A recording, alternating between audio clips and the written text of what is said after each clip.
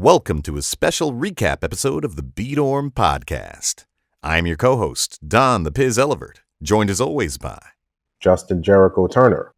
And we are two former college roommates getting together a couple decades later to talk about life, business, media, culture, entertainment, and everything in between. You could call this one episode 10.5. Throw an asterisk on it. Whatever you want to do. Just hit us with 5 stars, subscribe, and recommend it to all your friends. Let's go!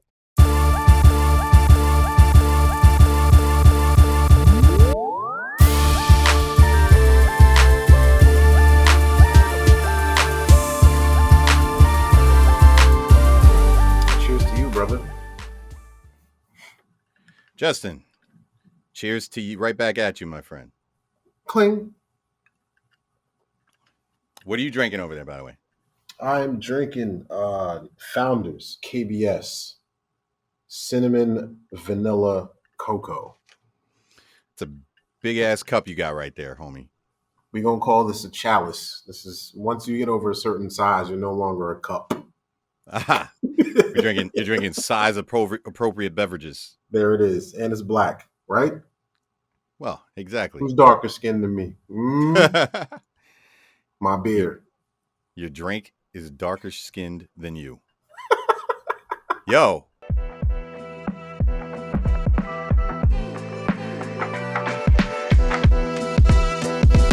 But first, as always, cheers, my man. Cling. Dragon's Milk Reserve.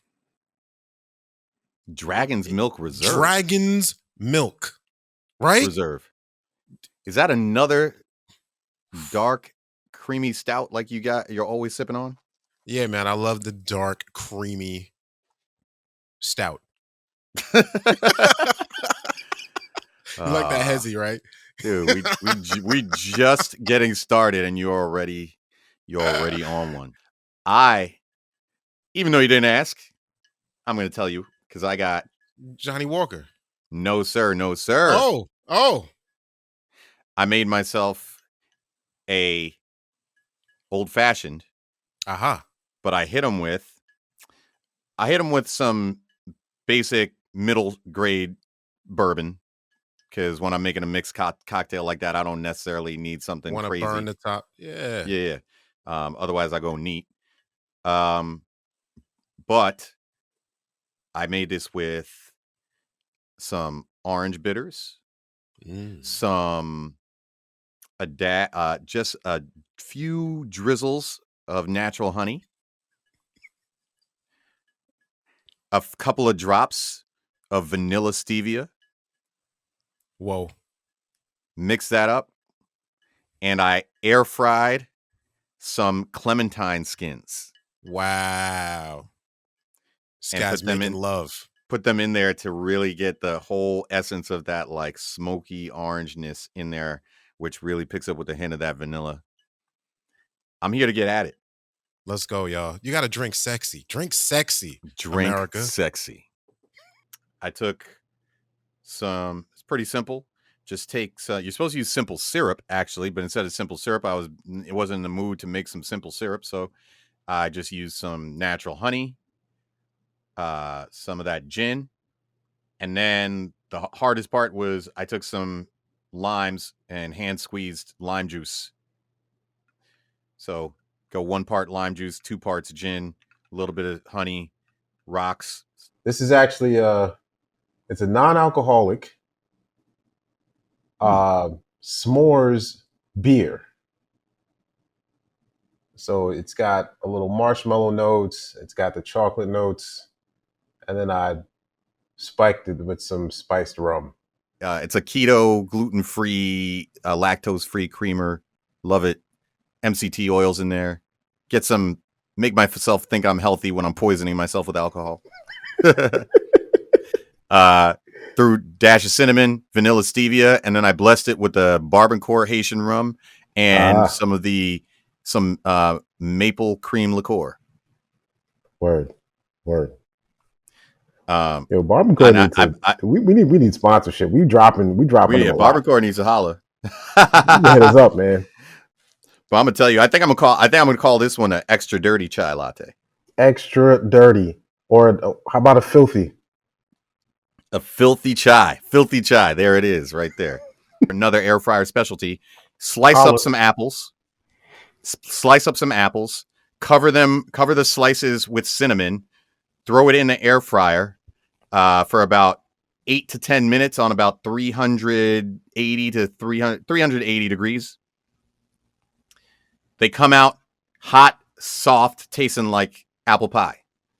Mm-hmm. I took that, blended it, made this apple pie, muddled apple pie tasting puree, but I blended it with gin. Then I took that pureed joint. Now, if you're not like me or Jericho and you listen to this and you want to mimic this drink, at that point strain it. I have no problem with the pulpy thickness of it, so I took that and then hit it with some seltzer, some rocks, and here it is. It's this apple pie, tasty, thick, yet with a little kick goodness. Let's that go. Pulp, America. Drink sexy.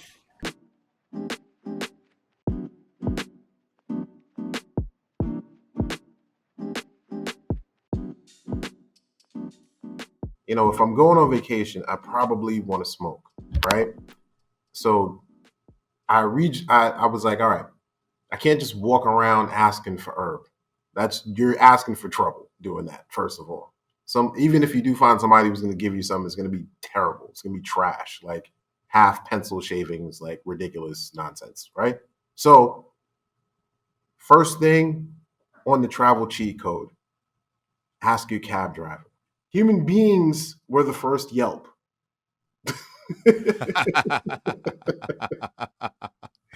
So, it's a solid point, my friend.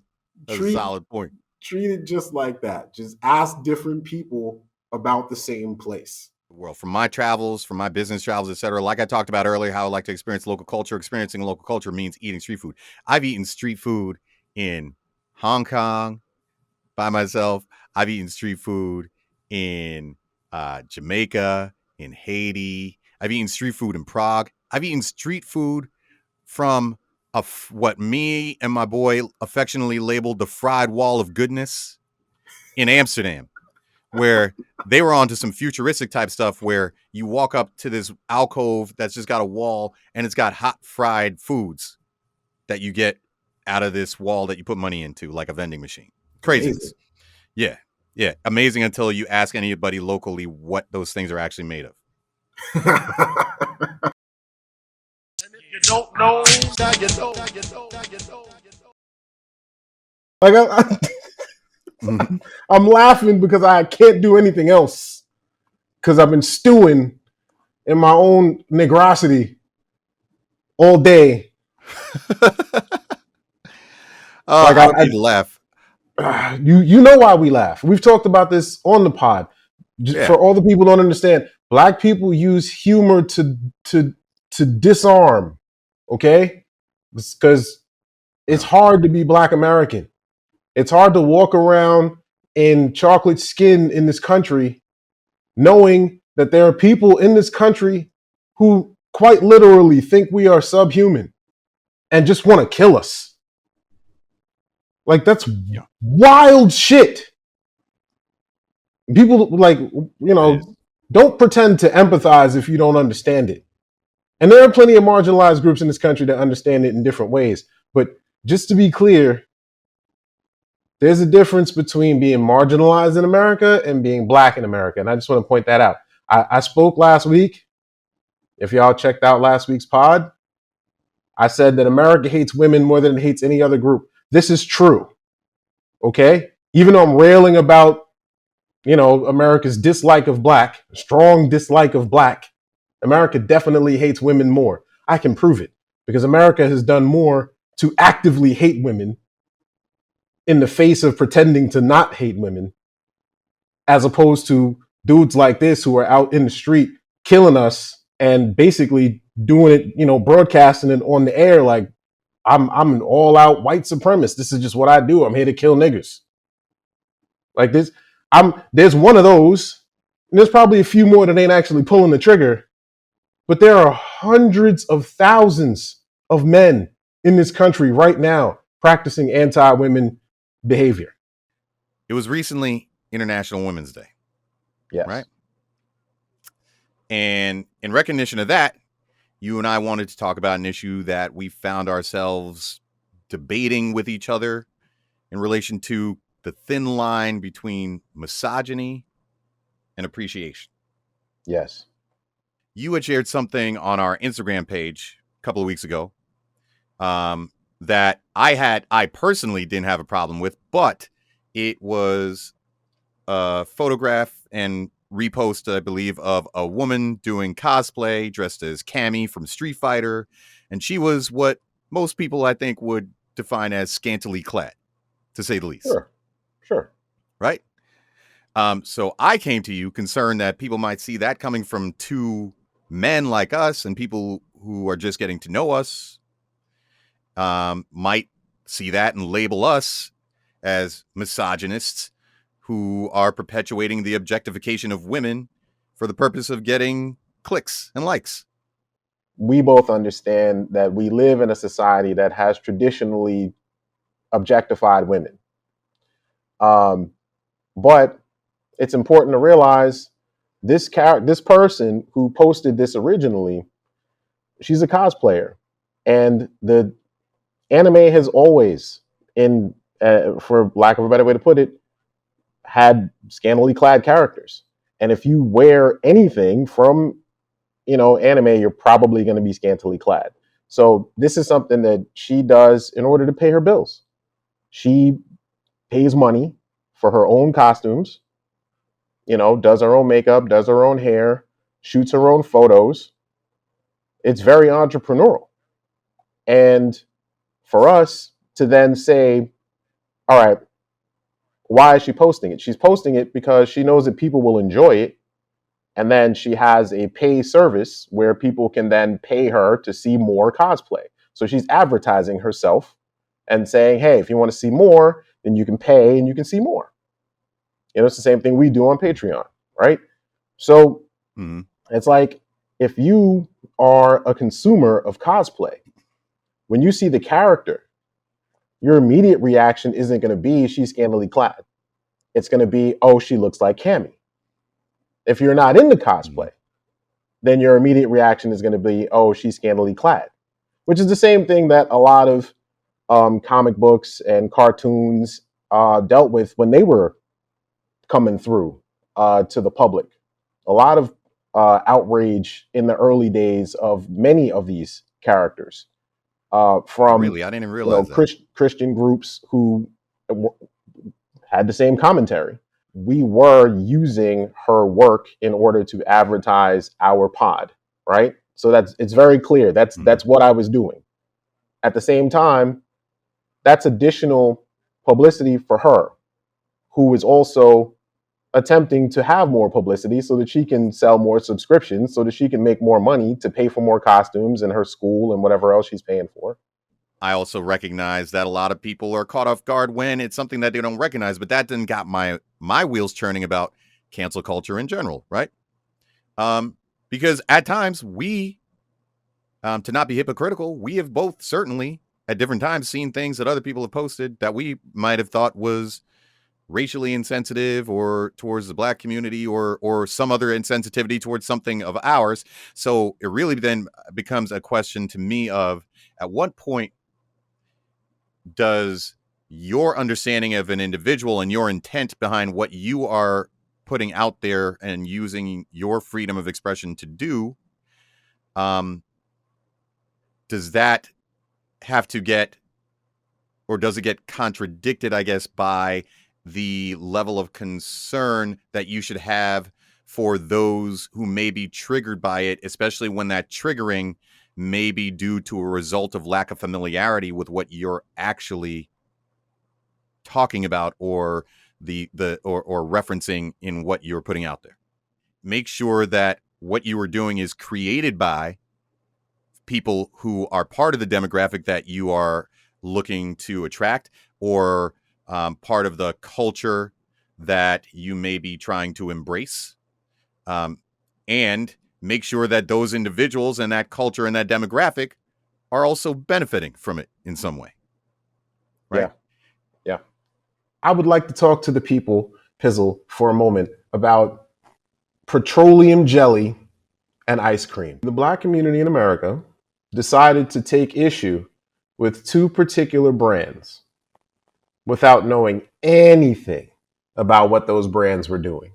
First, it was the ice cream at Walmart. Some people will know what I'm talking about. Walmart decided to release a Juneteenth branded packaging of a new ice cream. Black Twitter went crazy. They had to recall it. And I started thinking about how much time, effort, and energy and money was spent to create that product in order to market it to the Black community specifically, but really to anybody who wanted to know anything about Juneteenth, right? And how quickly they had to recall it and just destroy all of that stuff. And I was saying to myself, why would Walmart ever want to embrace anything about our culture again? Because the one time that they tried to do it and sell it, they got criticized for trying to appropriate the Black image for profit, which I find to be inherently hilarious considering how many Black people shop at Walmart. Vaseline also created a packaging targeted to the Black community. And again, Black Twitter went nuts and they had to pull the product, right? And I'm saying to myself again, why would Vaseline, a brand that has committed to trying to equalize the market in terms of Black skincare products, yes, it is a major brand. Yes, they have plenty of money, but for our community to get upset over Vaseline selling a product targeted to the Black community is just, it's mind-numbing to me, Piz, because we're going to buy Vaseline anyway, right? You can't go into a Black household in this country that doesn't have at least one either brand new or expired package of Vaseline in their medicine cabinet. You know what I'm saying? So I got two words for it: do-rags and golf. Do-rags and golf. The reason I mention these two things in conjunction with each other is not because I think more people need to start wearing do-rags when they play golf, but because I was thinking about these two things and came to realize that there are two activities that I believe are among the most functionally misunderstood by people who have never participated in them, while simultaneously being used by many people to emphasize affiliation with a specific culture as a result of that misunderstanding. First of all, the reason I refer to do-rag as an activity is because if you're not familiar with a do-rag, you don't understand that a do-rag is like the icing on the cake after you've gone through a whole lot of work for whatever it is that you're using the do-rag to protect, right? But the do-rag is considered by people who have never used one to represent toughness, urban lifestyle, hip-hop, etc. And I'm not saying it gangsterness, whatever you want to call it. I'm not saying that it doesn't represent those things to an extent, but what I am saying is, for those who don't understand what a do-rag is, in my opinion, as someone who's worn one many a time in my past, that a do-rag is the most misunderstood cosmetic device of all time. If you see a man wearing a do-rag, there's a couple of things that I automatically know about that person without having spoken to them at all. A couple of things I know is that person, under whatever tough exterior may be present, that person really cares about their hair. And has a level of sensitivity and concern about that, and also intends to be highly fashionable and look pretty, either later that Right. evening or later in the week. And hence, that is why they're wearing the do-rag. What golf is, for lack of better description, it is a block party on wheels. Right? It involves drinks. It involves food. It involves a lot of socialization, a lot of discussing about business. It involves a lot of gambling, right? Golf, the hitting of the ball, the getting out of your cart, the hitting of the ball is a part of the golf experience.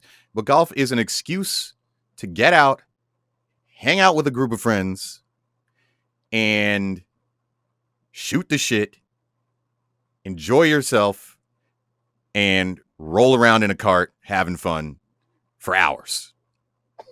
So, I mean, listen, the primary consumers of hip hop are suburban white kids. So I want to be real clear about that. There was plenty of hip hop, right? But they also were listening to a lot of music I never had any exposure to. And I had prejudged what that music meant about my blackness, right? If I start listening to this, then I'm going to be considered less black. Kind of had the same reaction toward golf, right? Because, I mean, we know Tiger played golf. I don't know any other black people that ever played golf professionally. I mean, I could be wrong about that. I'm sure I am. But, um, you know, VJ Singh, he's dark, but he ain't black. You know what I mean? So, like, and for those of you who, like, you know, you probably don't because you listen to the Beat On podcast. But for people who you know who aren't listening, who live in their little bubbles, and all they do is surround themselves with ideas that they already agree with, it's a good way to misunderstand people. It's a good way to misunderstand intention.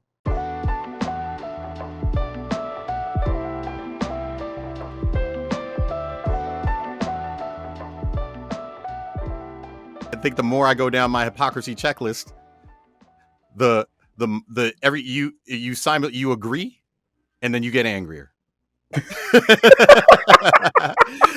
I feel like this is gonna be a great recurring segment, folks, because Justin is like the hypocrisy Hulk. I really am. It's like you ever see when Incredible Hulk gets like every time he gets hit with a bullet, he gets like it like bounces off and he gets bigger and angrier. It's like I hit you with a hypocrisy bullet point. I hit you with hypocrisy bullet points. And you like ingest them joints and rah. Jericho smash. I'm with it. I'm with it. All right. And then when you're at brunch, you gotta this is when you gotta have one of these moments with a stranger that it might get uncomfortable, but you gotta ask your waiter, waitress, it's whoever's your server, right? Whatever the proper term is for the server that's coming to the table and you're gonna ask for this Bloody Mary. You need to say to them, and this is how you do it. You take a pause. You give a little dramatic pause after you order your meal. When they say, would you like any drinks? Or sometimes they take the drink order first, right? So they say, you like any drinks? I want you to take a deep breath. I want you to raise your eyes slowly. I want you to squint your eyes a little bit. I want you to look at them. And I want you to say, I just need you to answer this question honestly. How good is your Bloody Mary? And wait, did you LL lick the lips after you say Bloody Mary? Yeah, I just did that. I didn't even realize it, right? I did the LL Cool J lip lick. And you got to ask them, you got to be, because this is a moment right here where you and your server are going to have a heart to heart, because they know, every good server at a restaurant knows if their Bloody Mary is bullshitting.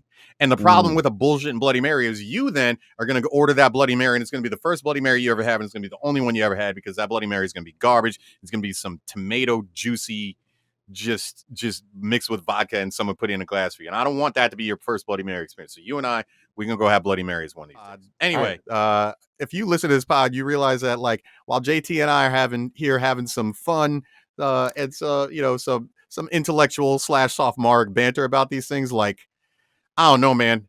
We might be futurists. We might like, I got that I'm Haitian, I got that voodoo in my ancestry. Like, Okay. you have to cook every meal on your own that you ever Oh. eat. Anything you ever eat, you are cooking it yourself for the rest of your Oh. life. And your home will have a stove. You know, most homes have a stove. Other than a stove, you only get one device along with that stove. Your choice of devices are a microwave, an air fryer, or an outdoor grill. One cooking device. One other cooking device aside from the to oven. accompany your stove. Okay. For lack of better phrase, we'll refer to it as your stove's side piece. All right, stove side piece. You already know I'm going with the air fryer. So I'm going to start backwards. I'm going to work my way backwards from the air fryer because as long as I have an air fryer, my life's good. If this apocalyptic Civil War modern day situation breaks out now because of all this crap going down. Right. And you and I, we've watched all these movies about this shit. There's always a scene in every one of these movies where they got to get to town and raid the pharmacy. Right. To get the medical supplies. Absolutely. Obviously, you're getting your Band-Aids, you're getting your alcohol, you're getting your Benadryl or whatever, you're getting your gauze, all that stuff. We're not going to worry about any of those wraps and topical stuff. Okay. But I want to know, you are trying to survive, and you get to build your own pack. You ain't got to worry about anybody else. For this, everybody got it. But like, all we got room for now, after all that other stuff you gathered and the food you gathered and all this stuff, you got room for 3 oral medications to get you the longest time to live in this apocalypse and survive. And we're gonna call this one. This one is definitively a zombie apocalypse. In case that matters, right? So okay. This is gonna be another zombie apocalypse. The first one is easy. Anybody who knows me personally knows that I'm allergic to the entire planet. So truth. I gotta get some allergy meds. And my allergy med of choice happens to be Alavert, which is it's dissolvable and it solves most of my problems. Wait, first of all, did you just say your medicine of choice is me? Yes, I take Don Eleverts. Yo, and if you listening to this and taking anything we're saying as like medical advice, like, then you haven't learned anything about anything we talk about. Like, please, Facts. There's a reason this pod isn't called WebMB Dorm, right? Y'all gotta get this B-Dorm merch. Y'all gotta get this merch. That's right. What's up with this merch? I got this B-Dorm shirt on. bdorm.us. Go to the website. Check out some of the merch. Represent. I'm just hoping that JT and I are not as good at predicting the future as we think. Otherwise, y'all best to start making your apocalypse survival packs. And that is another episode of the B-Dorm Podcast. Woo! We out. Have a good one, people.